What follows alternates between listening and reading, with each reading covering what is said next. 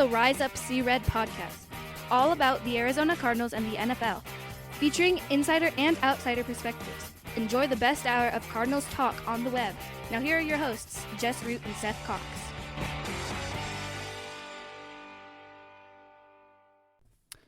Hello, Arizona Cardinals fans, and welcome to the latest edition of the Rise Up See Red podcast. I'm your host, Jess Root from CardsWire.com, the USA Today NFL wire site covering the Arizona Cardinals. It's episode 471, and it is our second preview show of the week, covering the Cardinals and Bengals. We had our Seth Cox and I did our perspective preview already, and in this episode we have a special guest from former NFL player. Solomon Wilcots comes to us via the Bleav in Bengals the podcast on Bleav. He's one of the hosts there, former Bengals defensive back, also an Emmy Award-winning broadcaster, writer, and analyst, also a host on Sirius XM. Solomon, that's a lot on your plate. How's it been? You can tell it's been busy, Jess, but it's okay. Glad to join you today. Well, I appreciate the time. So we've got the Cincinnati Bengals coming to town here in Arizona on Sunday. Two teams that have the same record at 1-3. On paper, you'd kind of see two even teams. But if you watched, if you didn't know who the two teams were, if you hadn't known where the Bengals have been the past couple of years, you'd look at this game just the way the football has been played for the first four games, and you'd wonder about this game. What has been happening with the Bengals so far this season, a team that enters the year with big expectations? Well, absolutely, Jess. I mean, look, this is a team that played and finished each of their last two seasons having played in an AFC championship game, having played in a Super Bowl. And now you come back and you begin the first quarter of the season, you're 1-3.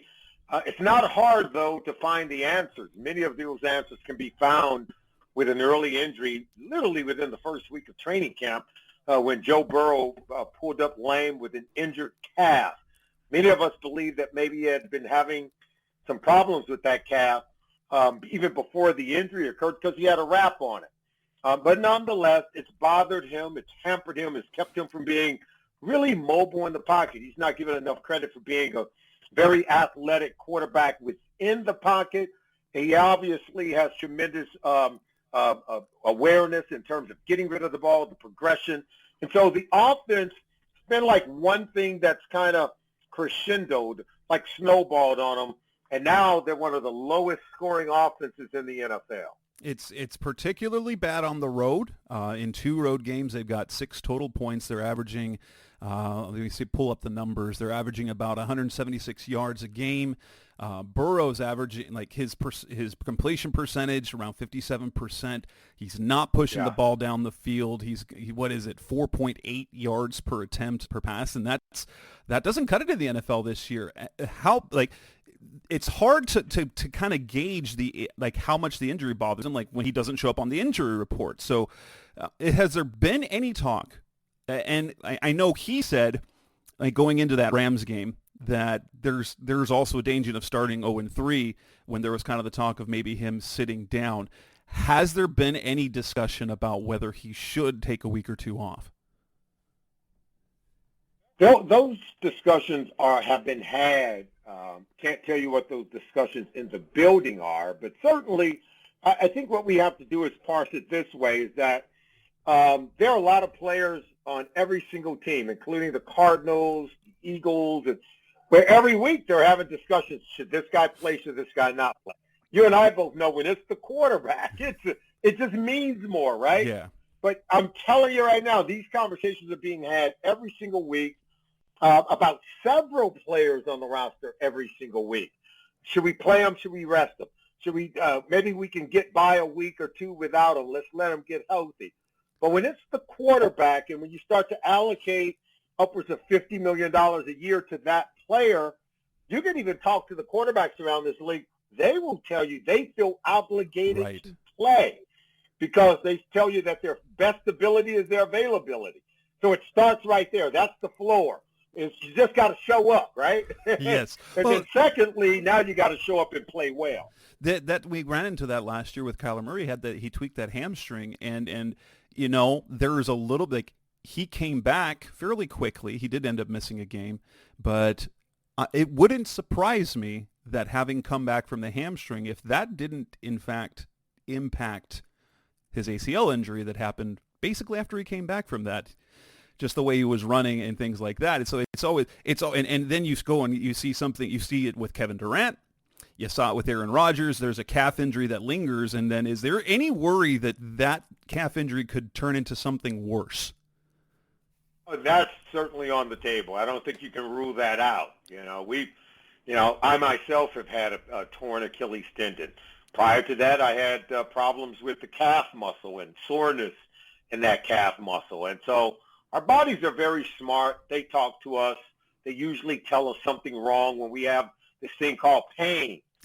but we as a society, we become very good at masking pain and not really hearing the message. And so, but Joe Burrow has been very clear. He's been very, I think, transparent as one can be.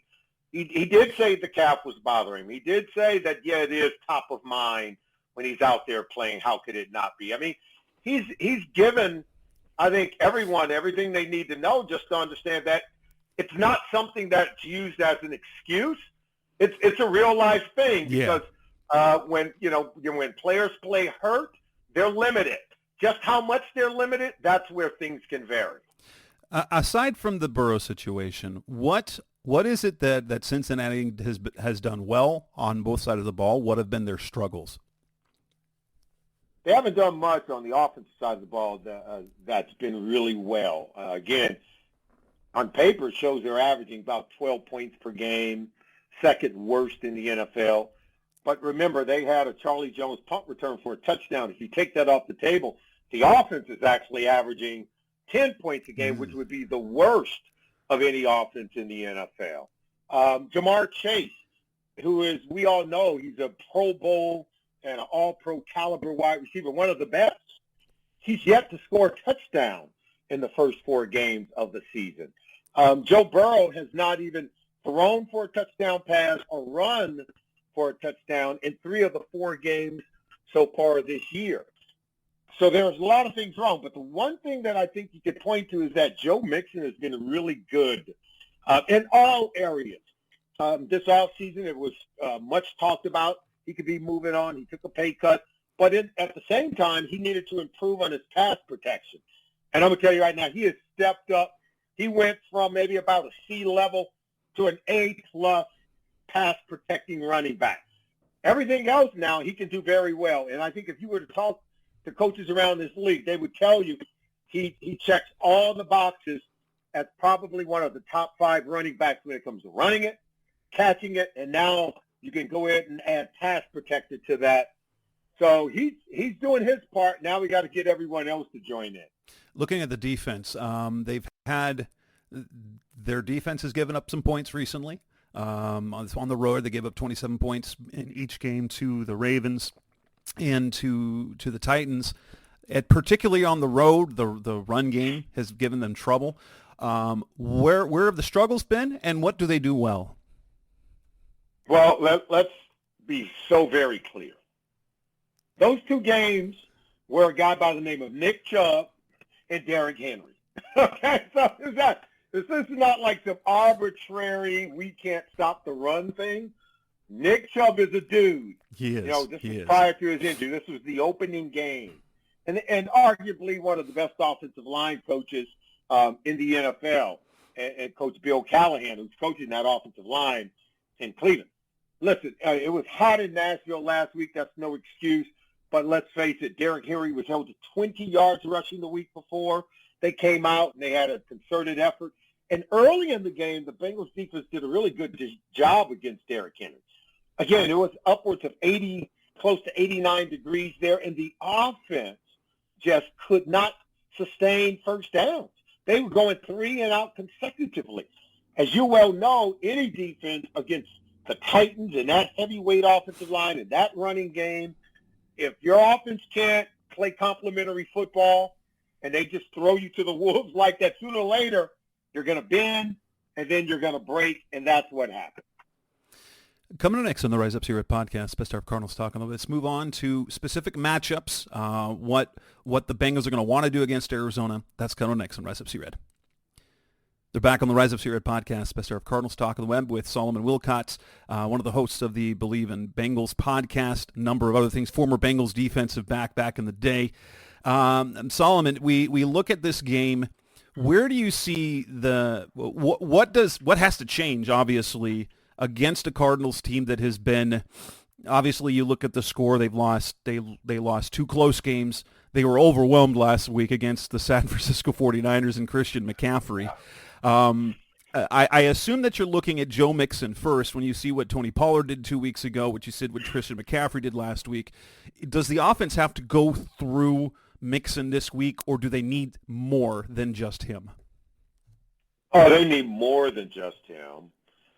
It does have to go through Mixon to a certain degree because he needs to be efficient and effective, right about 4.2 yards per carry. I think that'll be good enough. But more importantly, that should help with your protection. It should help keep a defense off balance. You got to be able to protect Joe. Right now, Cincinnati Bengals have the highest percentage of plays run out of shotgun as opposed to quarterback under center. Now, partly due to the fact that he's got the calf injury. But when you put your quarterback in shotgun, you don't have a heavyweight run game. You don't have any subterfuge in terms of ball handling, play action pass. So it's just straight drop back pass, which makes it harder for the guys up front. And that's what happened last week when the offensive line was overwhelmed. Joe was hit early and often. And then the passing game just disintegrated. More importantly, he's trying to get rid of it quick because the protection hasn't been there. And the Bengals need more guys to get open than just Jamar Chase. T. Higgins has to become more consistent, not just getting open, but catching it. Same with Tyler Boyd. And these 3 guys are as good as you're probably going to find for one wide receiving core. However, they have not been as good as they have been in the past, at least for the first 4 weeks of the season. And Higgins misses practice the first 2 weeks. He's got that rib injury. What do you know what the outlook for him is this week? I know he said, I think it was Sunday or Monday, it was about managing pain. So far through 2 days of practice, he hasn't been able to get any reps in. Yeah, he says he's going to play. Okay, he says he's going to play. And listen, these guys have played a lot of games over the last couple of years. When you go to a 17 regular season, then you go deep into the playoffs, a Super Bowl, and then an AFC Championship game. So there's no doubt that their head coach, Zach Taylor, trusts his veteran players. He's given them a lot of rest when warranted. So T. Higgins says he's going to play. Look, I got to believe he'll be active, got to believe he'll play. They have some other receivers that they can turn to. Trenton Irwin was a guy that when Jamar Chase was hurt for a stretch of 4 games last year, he came in. T. Higgins really became a number 1 receiver. And everyone else, I mean, the production never dipped at all. They're just trying to get to some semblance of consistency and just trying to make sure that they can convert a third down into a first down, a red zone possession into a score, and see if they can be productive on offense, as you stated, on the road, where they've only scored 3 points in each of their 2 road games so far this season. Individual matchups that you're looking at, I look at the edge production. The Cardinals have had Dennis Gardeck get 4 sacks in 4 games. He's been incredibly productive for the amount of playing time he's getting. Victor Dimukeje has 2.5 sacks through 4 games. What is the protection looking like off the edge so far this season? Not good.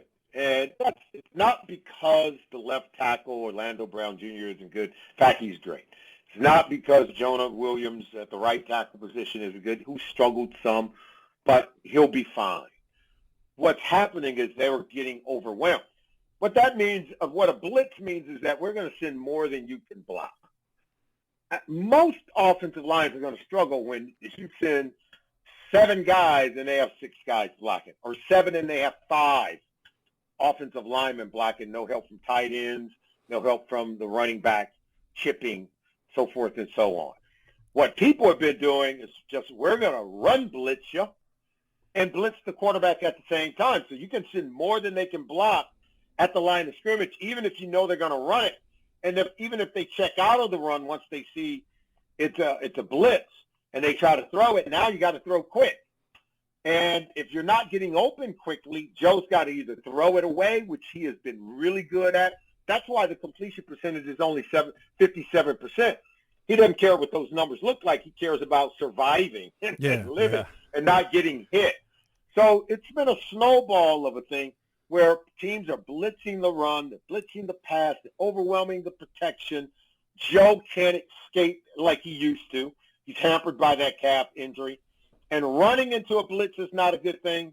Throwing versus the blitz isn't a good thing until you start to complete some of those passes. And you got to hurt people when they blitz you. Oh, by the way, Joe Burrow has been the number one rated quarterback over the last 2 years against the blitz. This year, he's one of the lowest rated quarterbacks against the blitz. The cornerbacks for Cincinnati, Cam Taylor-Britt coming back from a concussion. He looks like he's on track, but Chidobe Awuzie popped up on the injury report on Wednesday. What day is it? Yeah, Thursday. It showed up on the injury report today. And Hollywood Brown, Michael Wilson. Michael Wilson had a breakout game last week. He is doing really well so far early in the season. How does that receiver matchup on the outside against those two guys match up with Awuzie and Taylor-Britt? I would say it's interesting. It's a 50-50 thing. Now, Awuzie is an accomplished cornerback. In 2021, he was PFF's highest graded corner in the National Football League. So this guy's a player. He just has to be healthy. When healthy, he's coming off an ACL injury a year ago, but he's for the most part been really good. Cam Taylor-Britt is a phenomenal young player who's growing into his own. There are some teams starting to challenge him. He makes his share of plays, but also he's given up a couple. But I would tell you, I'd put my money on Cam Taylor-Britt. He's a physical corner that plays like a safety, but he has the athleticism of a corner. A guy who played quarterback, by the way, in high school when he was growing up. And this guy was one of the best defensive backs coming out in the 2022 draft, coming out of Nebraska. So, and remember, DJ Turner, this year's second-round pick, he rotates. You're going to see a lot of him back there. This guy's phenomenal. He's a competitor. He can compete and ran the fastest 40 time at the combine, but he's not some track guy trying to play football. He's a football guy who happens to have track speed. So you're going to enjoy watching him. I'm going to give the Bengals the edge in this one. But look, if the defense has to stay on the field, much like what you saw against Cleveland and against Tennessee, it could be a long day. Any particular other matchups where you think that Cincinnati has the edge right now? Obviously, if you're looking at the quarterbacks on paper, Joe Burrow, head and shoulders above what Joshua Dobbs has done in his career, although Dobbs has been very efficient, very safe with the football so far this year. Anywhere else where the matchups line up where you think Cincinnati has a clear advantage? If you can force the Cardinals into known passing situations, the pass rush of Trey Hendrickson, Sam Hubbard, DJ Reader, B.J. Hill, Miles. I'm telling you, these guys can get after it. I'm telling you right now, they have a real good rotation in terms of their defensive line. And you saw that, I think, in the Monday night game against the Rams, where they really did get after Matthew Stafford. I do believe the Cardinals have got to lean into that run game. Right now, James Conner is, the third leading rusher in the National Football League? He is. Right now, the Cincinnati Bengals giving up about 157 rush yards per game. Now, a lot of that damage was done, as we said, in two of those games when it came to Nick Chubb and Derrick Henry. However, those numbers tell you exactly what it is. If you get a light box, you can run on them. And so I'm expecting the Cardinals to lean into the run game. The Cardinals right now are running the highest percentage of play-action pass of any offense in the NFL, and that's because they're running it so well with James Conner. And James Conner, he's definitely not Nick Chubb or Derrick Henry, but he does cause some of the same problems in terms of his physicality and the way that he runs. He's definitely not at the same level as Nick Chubb or Derrick Henry, but he's a very, very good back, but is as physical as any of those. I will tell you this. Everybody in Cincinnati knows who James Conner is. Right? His years in Pittsburgh, Okay. that makes sense. That makes sense. There's no doubt. And Tyler Boyd and he are really close, having played at Pitt together. He's a guy that is well respected around this league as a tried and true NFL veteran guy that if you don't bring your lunch, he'll tear you up. So, no, the Cincinnati Bengals are not going to overlook one James Conner. Coming up next on the Rise Up See Red podcast, best hour of Cardinals Talk. Let's move on and talk about picks, predictions, what we think is going to happen in this game on Sunday. That's coming up next on Rise Up See Red. We're back on the Rise Up See Red podcast, best hour of Cardinals Talk on the web, talking still to Solomon Wilcots about the Cincinnati Bengals matchup with the Arizona Cardinals this weekend. What do you think happens this weekend? Do you see this as a get-well game for the Bengals? How do you see it going? The way the Cardinals have played at home, they've scored 28 points in each of their games. You could argue they should be 3-1. They could have won against Washington. They should have beaten the Giants. They choked that away in the second halves. They handled the Dallas Cowboys in week 3. They were overmatched completely to the San Francisco. They had no answer for Christian McCaffrey, Brandon Ayuk, or Brock Purdy, and they just did not have the horses on offense to keep up with them. What do you see happening this weekend with the Bengals and the Cardinals? A place that I just went over the history. Bengals have literally never beaten the Cardinals on the road in their entire history. I know, right? It's just it's only 4 games. I love when those stats come out, because that's when you know somebody's due, right? It's only 4 games. Like, they've played 12 times since 1973. Yeah. Exactly, right? And it's like never giving up a 28-point lead, and then all of a sudden, bam. And then the Cardinals give up the 20-point lead. Yeah. It's like, we never done that. Oh, now you have, right? Listen, that's our game. These games come down to just a few moments.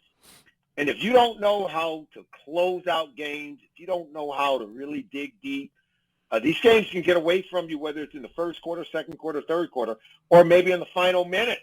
It just gets away from you.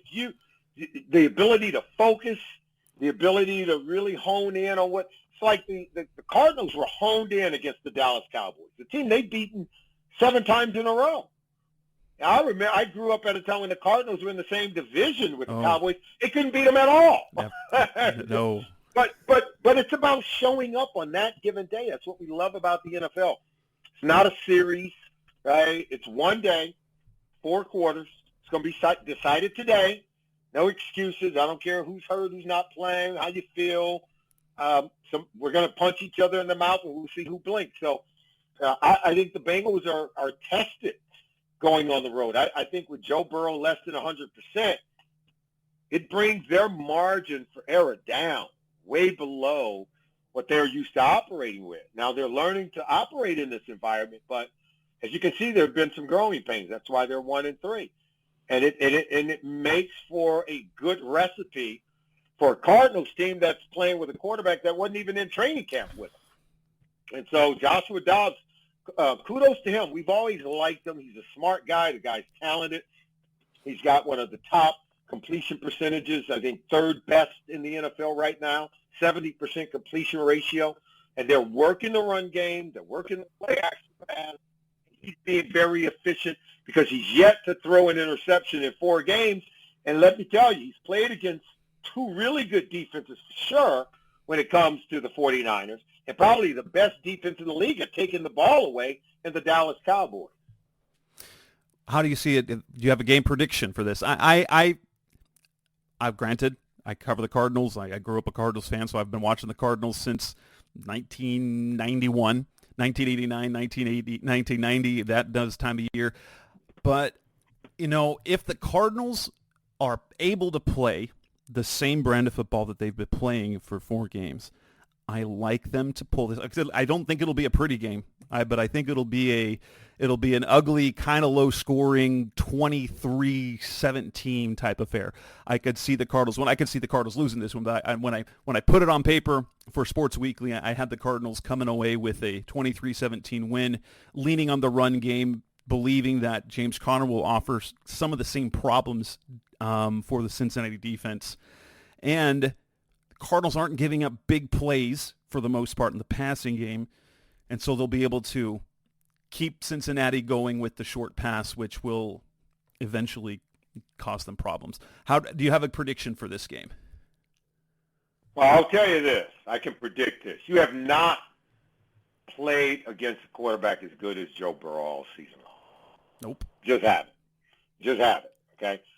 Listen, Dallas quarterback's limited, but good. 49ers quarterback's limited, but good, and surrounded by a really good team. You're now getting ready to start facing teams with a quarterback. They're used to being the guy, and they know they're the guy. It's all about being healthy and getting it going. And he's surrounded by a bunch of really premium, talented players at the skill position. Now, if the protection can hold up, then you'll see that offense come alive. The Bengals offense is going to come alive one of these weeks. We don't know where it's going to happen. It could be this week in the desert. It could be weeks from now, right, when all is lost. But when it comes alive, it's going to come alive, and it's going to be the offense that we've seen over the last couple of years, averaging close to 30 points a game. Whether it happens this week, we don't know. But I Bleav that that's the offense that they're capable of being and when they're at their best. And I don't see any reason why they can't go to Arizona and be at their best. They're not playing against the 85 Chicago Bears. Nope. They're not even playing against the 70 Steelers defense. Nope. So that's what I'm going to give them. They gave up 31 points in the second half to New York, who's looked terrible for all the other halves this year. There you go. All right, that is Solomon Wilcots from the Bleav Network, the Bleav in Bengals podcast. You can find him on Twitter at Solomon's Wisdom. You can also take a look at the Bleav Network handle on Twitter, or I guess it's technically now X, BLEAV Network. And catch him on Sirius XM Radio as well. Solomon, I really thank you for your time. Appreciate this so much. We will be back again next week. Seth and I will be talking about how it goes. Which way does it go in this game? Bengals, Cardinals this Sunday. Thanks for listening as always. Thanks for listening to the latest edition of the Rise Up, See Red podcast. Listen to previous episodes and subscribe to the show on Apple Podcasts, Stitcher Radio, Audioboom, or many other podcast platforms so shows are delivered directly to your mobile device. Please give the show a 5-star rating and always support the sponsors who support the show. We'll be back soon for the best hour of Cardinals talk on the web. Rise up, Red Sea, be red, see red, and of course, Rise up, see red.